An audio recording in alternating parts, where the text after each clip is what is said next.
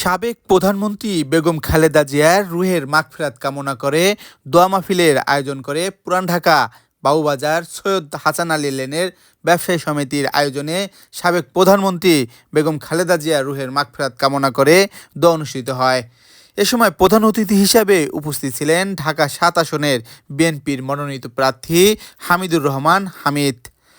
বিশেষ অতিথি হিসেবে উপস্থিত ছিলেন ঢাকা মহানগর দক্ষিণ বিএনপির সদস্য সচিব আরিফুর রহমান নাদিম, হাজী নাজিম, কোতোয়ালী থানা বিএনপির আহ্বায়ক আনারুল আজিম, যুগ্ম আহ্বায়ক সুরাইয়া বেগম, ইমরান ওয়াহিদ, সমিতির উপদেষ্টা মোহাম্মদ মোস্তাফিজুর রহমান মোস্তাক, কোতোয়ালী থানা যুবদলের সাংগঠনিক সম্পাদক জুয়েল হালদার, ৩২ নম্বর ওয়ার্ড বিএনপির সদস্য সচিব, উক্ত সমিতির আহ্বায়ক ফরিদউদ্দিন চেয়ারম্যান, সদস্য সচিব মোহাম্মদ সোহাগ, ব্যবসায়ী আলমগীর, করিম মিয়া, মঞ্জু প্রমুখ।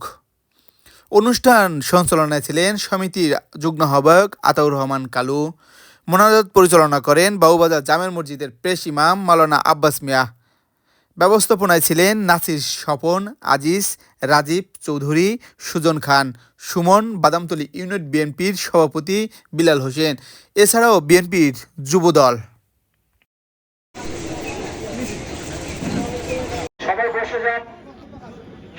হামিদুর রহমান হামিদ বলেন, ঢাকা ৭ আসনের জনগণের খেজমত করার তৌফিক যেন দান করেন এবং এ বলেই তিনি সংক্ষিপ্ত বক্তব্য শেষ।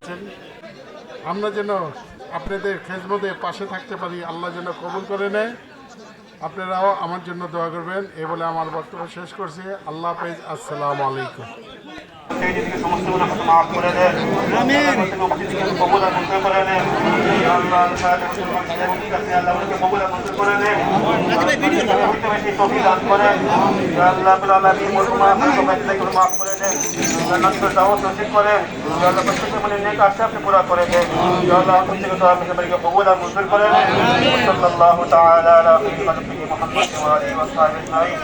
آمين برحمتك يا أرحم الراحمين.